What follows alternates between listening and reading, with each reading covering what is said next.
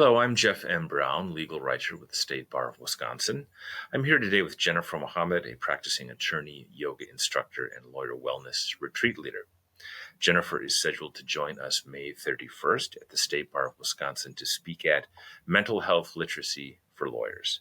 This event is designed to increase attorneys' sensitivity to the mental health experiences of their clients and to give attorneys some tools to manage their own mental health when working with clients in distress. Welcome, Jennifer. Hi, Jeff. Thanks so much for having me. You bet. Thanks for being here. Would you share a story about a time where you recognized the need to be mentally health literate in your practice? Yeah, sure. I'd be happy to. About 15 years or so ago, I was working at a large firm, and you can imagine the demands that a large firm has on us as attorneys. And once I started sharing my background at the time, where I had sort of become a new yoga teacher and started teaching yoga in the firm fitness center, I found that my fellow attorneys were coming to me, kind of coming to my office, sitting and chatting with me about their own wellness concerns, about some emotional issues that they weren't really sharing with others. And I found that, we were, as attorneys, really in need of this component of our practice, as well as how we relate with each other and our clients.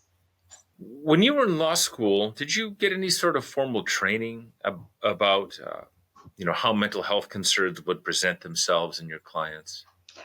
I don't recall any specific training in that way. Of course, I took a course in professional responsibility, which discussed ethics and misconduct and professionalism, attorney-client relationships.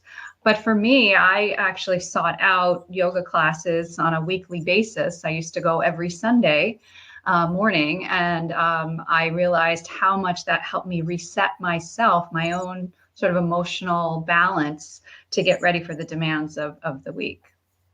You've made it your mission to make the legal profession less toxic for everyone. What do you mean by that? What does less toxicity in our profession look like to you? Well, as a civil litigator and lawyer, I see a lot of misconduct, how we treat each other, how we treat each other in our writings, letters, emails toward each other, how we sort of, we're in an adversarial system, right? And we're here to best represent our clients. But I feel that over the years, our practice has become sort of downgraded.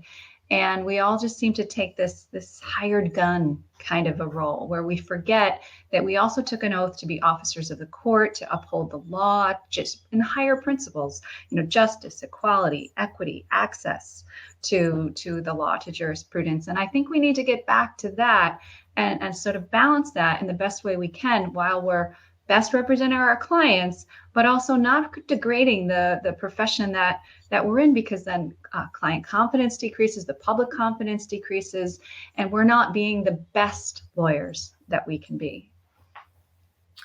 I've never practiced per se, certainly not civil litigation, but it does seem, just being around the profession and just reading news and even popular culture, that it's gotten worse, I'd say, over the last 20 years, or especially the last 10 years. Yeah. I think about, sort of and it was never true, right? But it was somewhat true. The more courtly patrician notion of an adversarial process, which is kind of Marcus of Queensberry rules, right?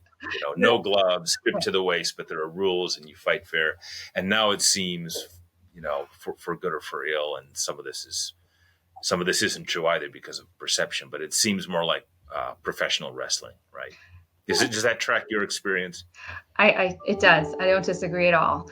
And I think that part of my perspective on that is that our clients come to us also to validate their own behaviors, right? Did what they do was right or wrong, or how can we defend them, or who was the other side right or wrong, And so when we act in that way, we're validating our other behaviors by our clients, our friends, our families. They all look to us in a way as role models of what's acceptable. And so how we present ourselves to each other, how we present ourselves in court, publicly, all of that matters, or else we find ourselves in a system where the truth is getting lost, and sort of integrity, that wholeness aspect of what it means to be an attorney, I think gets lost. As you've worked with attorneys to find more balance for themselves, what have you learned about how the mental health challenges of their clients contributes to their stress? Directly. We're not supposed to have favorite clients. Like parents aren't supposed to have favorite children, right? But we tend, there's the clients that make our life easier, that are more easy to deal with. Those it's very nice, right? But clients that challenge us emotionally or challenge us in just any way, that can have a real effect on our relationship with the client, our eagerness, our positivity toward the work, and also can just break down, most importantly, communication, understanding. We have to understand not only the big facts and the big picture, but the nuances, sometimes the why, the motive, or just the thought process. Intent is also very important. So understanding the point of reference, where our client is coming from, or where we are personally, right, in our own emotional balance, is also very important in how we relate, not only to our clients and to our colleagues, everyone.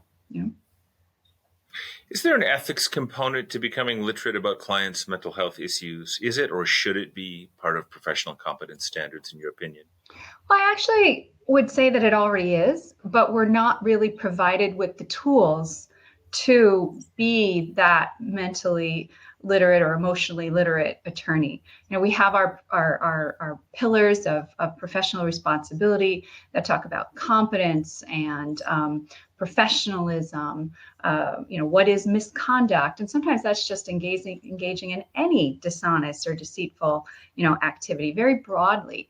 We have the duty of competence to best represent our clients, to get ourselves up to speed on the law, to understand our clients' needs. And so, but what we're not taught, the emotional skills, the softer skills, and how to do that on a person-to-person basis, even though we are in a service profession, right? We are here to serve our clients and our clients' best interests. So I think there's a real gap in that, where it's left to individual attorneys or firms and how they're going to help train their lawyers. And so it's been in the like I said, kind of a gap. And so there's a real need for those kind of skills. Great. Well, thank you, Jennifer. I look forward to hearing more from you at our May 31st event, Mental Health Literacy for Lawyers. To register for the event, please click on the link in the summary below. Thanks again, Jennifer. Bye-bye. Thank you, Jeff. Have a great day. You too.